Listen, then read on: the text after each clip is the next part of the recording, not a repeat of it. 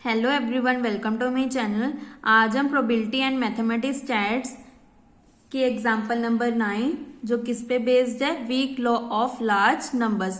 Previous video में हमने weak law of large numbers की theorem and Bernoulli law of large numbers theorem की थी। अगर आपने वो थ्योरम्स नहीं की हैं तो डिस्क्रिप्शन में प्लेलिस्ट का लिंक गिवन है, आप वहां से दोनों थ्योरम्स कर सकते हैं। ये थ्योरम्स बहुत इंपॉर्टेंट है जो एग्जाम में 8 मार्क्स में आएंगी और आपको पेपर में weak law of large number और उसके साथ एक एग्जाम्पल आ सकती है। इससे आपका जो क्वेश्चन है वो 16 मार्क्स का बन जाएगा। तो ये ये एग्जाम्पल भी मोस्ट इंपॉर्टेंट है। तो एग्जाम्पल को स्टार्ट करते हैं। Let xn be a sequence of independent random variables such that p of xn is equal to plus minus root n is equal to 1 by 2. Verify weak law of large number for xn. हमने prove करनी है हमारी weak law of large number. Given क्या है, p of xn is equal to under root n is equal to 1/2 और negative के लिए भी वैल्यू हमारी सेम है। नाउ पहले हम एक्सपेक्टेड वैल्यू एंड वेरिएंस निकालते हैं। हमारा ई ऑफ एक्स एन क्या आ जाएगा, under root n up multiply 1/2 plus minus under root n up multiply 1/2। Then इसको सॉल्व किया, ये पॉजिटिव है और ये नेगेटिव है तो दोनों कैंसिल होके हमारे पास 0 आ गया। वेरिएंस निकालने के लिए E of X n square चाहिए तो यहाँ पे हमने निकाल लिया। कैसे निकालते हैं, इसका square multiply 1/2 plus minus root n का स्क्वायर मल्टीप्लाई 1/2 तो हमारे पास क्या आ गया, n upon 1/2। n upon 2 plus n upon 2 is 2n upon 2, 2 के साथ 2 कैंसिल तो हमारे पास आ गया n। तो वेरिएंस का फॉर्मूले लगा दिया, यहाँ पे पुट कर दिया n माइनस इसकी वैल्यू हमारे पास आई है 0। n माइनस 0 इज n तो हमारे पास वैल्यू आ गई 0 क्योंकि हमने e ऑफ x का फॉर्मूला किया है। क्या होता है, अगर लिमिट्स में करना है minus infinity to infinity x f of x d x, ऐसे हमारा समेशन में होता है। इसकी जगह क्या आ जाता है, summation x f of x. Function हमारे पास क्या गिवन है, root n minus root n तो यहाँ पे हमने पुट कर दिया और एफ ऑफ एक्स की वैल्यू किसके इक्वल गिवन है, 1/2 तो यहाँ पे पुट कर दिया और यहाँ पे dx नहीं आता है। सिमिलरली हमारा वेरिएंस का होता है, वेरिएंस में क्या होता है, यहाँ पे x स्क्वायर आ जाता है। Now since x1 x2 xn हमारे क्या है, इंडिपेंडेंट है तो bn किसके इक्वल आ जाएगा, v ऑफ, जो हमने weak number of large number में प्रूव किया था, bn is equal to v of x1 plus x2 plus xn provided limit n approaches to infinity bn upon ns के इक्वल टू 0। तो ये हमने प्रूव करना है। सो यहाँ पे हमने ले लिया bn is equal to v of x1 plus x2 plus xn, then separate कर दिया। v ऑफ x1 किसके इक्वल है 1, v of x2 2, v of xn is n। तो ये हमारी सीक्वेंस बन गई। इसका फॉर्मूला क्या होता है, n प्लस 1/2। नाउ यहाँ पे हमने फॉर्मूला लिख दिया, limit n approaches to infinity bn upon ns के किसके इक्वल आनी चाहिए, 0 के इक्वल आनी चाहिए। सो यहाँ पे पुट कर दी bn की value n upon n multiply n plus 1/2 और यहाँ पे क्या आ जाएगा, जो हमारा n स्क्वायर था वो कॉमन निकाल दिया, यहाँ पे रह गया 1 प्लस 1/2 और ऊपर से n स्क्वायर और ये नीचे वाला n स्क्वायर कैंसिल हो गया। n को इन्फिनिटी पे अप्रोच किया तो 1 plus 1 upon infinity is 0, 1 plus 0 is 1, 1 multiply 1/2 is 1/2 तो ये 0 के इक्वल नहीं आया। इसका मतलब हमारी जो weak law of large number है वो does not hold for given sequence xn। तो हमारी जो weak law of large number है वो सेटिस्फाई नहीं हुई है। ऐसे एग्जाम्पल नंबर 10 है। ये मोस्ट इंपॉर्टेंट एग्जाम्पल्स हैं जो आपको शॉर्ट क्वेश्चन 4 मार्क्स में भी आ सकती हैं और आपको थ्योरम के साथ भी आ सकती हैं। इससे आपका पूरा क्वेश्चन 16 मार्क्स में बन जाएगा। सो 10th एग्जाम्पल क्या है,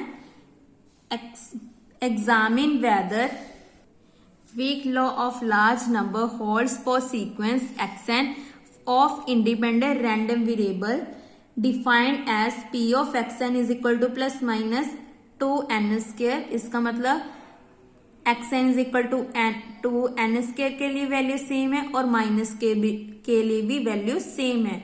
और 0 के लिए क्या गिवन है, 1 माइनस 2 की पावर माइनस 2n। तो सबसे पहले हमें मीन एंड वेरियंस चाहिए, तो ई ऑफ एक्स एन कैसे निकालेंगे, 2 की पावर n मल्टीप्लाई 2 की पावर माइनस 2n प्लस 1, फिर प्लस माइनस 2 की पावर n मल्टीप्लाई 2 की power minus 2n plus 1 plus 0 multiply 1 minus 2 की पावर माइनस 2n।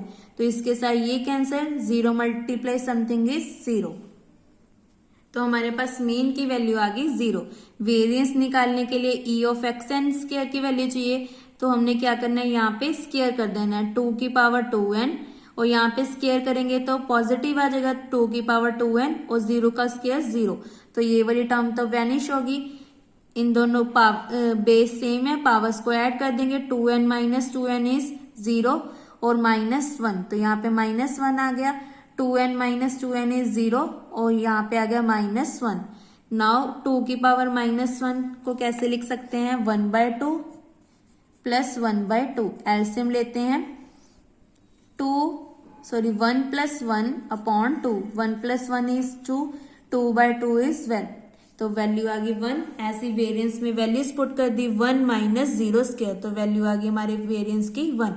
देन फिर से बी एन निकाल दिया, v of x1 plus x2 plus xn, then separate कर दिया, वेरिएंस की वैल्यू हमारे पास 1 आ रही है। 1 प्लस 1 प्लस 1 तो कितनी टाइम्स आ रही है, n टाइम्स, तो हमारे पास n आ गया।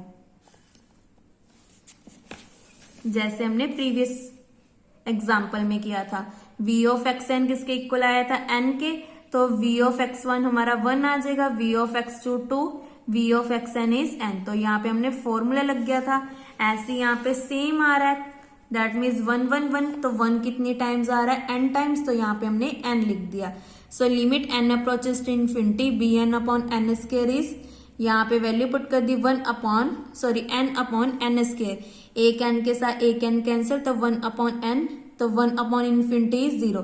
तो यहाँ पे हमारी weak of large number hold होती है फॉर सीक्वेंस xn, जो हमारे पास ये सीक्वेंस है। यहाँ पे हमारी जो लॉ थ्योरम है, weak law of large number, वो होल्ड होती है। Next example is, how many terms of a fair coin must be tossed so that the probability is at least 0.9, that the ratio of observed number of tails of the number of toss lies between 0.4 and 0.6। हमारे पास जो coin होता है उसपे 2 chances होते हैं, 2 chances होते हैं, या तो हेड आ सकता है या टेल। क्वेश्चन में हमें क्या बोला है कि कितने टाइम्स हम कॉइन को टॉस करें कि हमारा जो प्रोबेबिलिटी है वो एटलीस्ट 0.9 के इक्वल आ जाए। एटलीस्ट इसका मतलब क्या है, 0.9 या उससे ज्यादा। तो सबसे पहले हमने Bernoulli law of large number का फॉर्मूला ले लिया।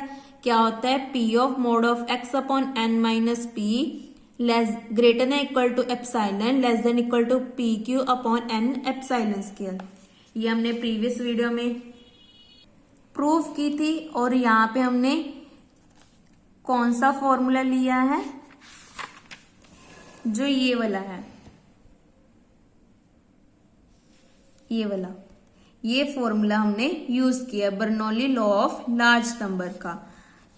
और प्रोबेबिलिटी किसके इक्वल होती है, हमारे पास 2 ही चांस है, या तो हेड या टेल। तो इन दोनों की प्रोबेबिलिटी किसकी इक्वल आ जाएगी, 1/2, क्योंकि टोटल क्या है, 2 है, हेड टेल। तो कितने हो गए टोटल, 2 चांस। अगर हमारे पास हेड है तो हेड के चांसेस 1 है, तो 1/2। ऐसे ही अगर टेल आ गया तो टेल के चांसेस कितने हैं, 1, तो 1/2। So P equal to 1/2, Q equal to 1/2। Value put कर दी तो 1/2 2 × 4 एंड एप्सिलॉन के यहाँ पे आ गया 1/2।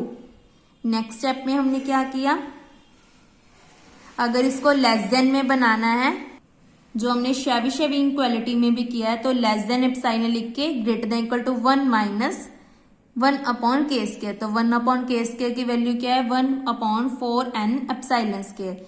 ये हमने क्यों किया? क्योंकि हमें लास्ट में नंबर्स फाइंड करने हैं, दैट मीन्स n फाइंड करना है कि कितने टाइम्स हमने कॉइन को टॉस करना है। सो यहाँ पे हमने फॉर्मूले लगा दिए। इसको कैसे लिख सकते हैं? अगर हमारे पास ऐसे आ जाए x minus a less than epsilon, तो इसको हम लिख सकते हैं minus x epsilon x minus a less than epsilon. और a को फिनिश करने के लिए दोनों साइड a ऐड कर देते हैं, तो यहाँ पे आ गया हमारा a प्लस एप्सिलॉन। तो वेरी कर गया हमारा a minus epsilon less than x less than a plus epsilon, where a is 1/2, और ये वाली term as it is. Now अब हमें एप्सिलॉन की वैल्यू टेक करनी है। तो इसकी ट्रिक क्या है? आपने कैसे एप्सिलॉन की वैल्यू टेक करनी है? यहाँ पे 0.4 और 0.6 के बीच में लाई करवानी है। तो यहाँ पे हम कर लेते हैं 0.4 को इसके इक्वल इक्वेट कर देते हैं। तो एप्सिलॉन को जब सॉल्व करेंगे, ये पॉजिटिव है, इधर आके बन गया नेगेटिव, देन इसका एलसीएम लेके हमारे पास एप्सिलॉन की वैल्यू आ गई 0.1।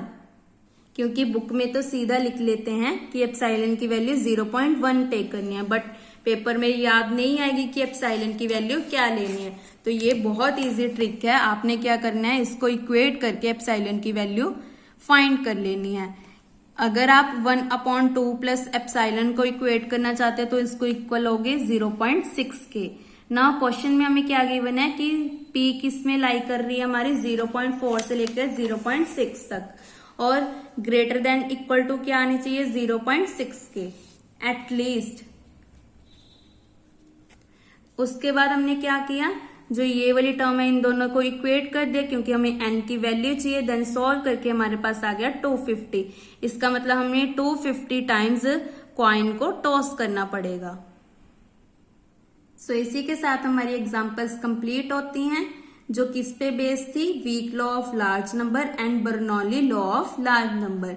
सो ये बहुत ही इंपॉर्टेंट एग्जांपल थी जो आपको थ्योरम के साथ आ सकती हैं। नेक्स्ट वीडियो में हम सेंट्रल लिमिट्स थ्योरम करेंगे, जो मोस्ट इंपॉर्टेंट डेफिनेशन है। Thank you.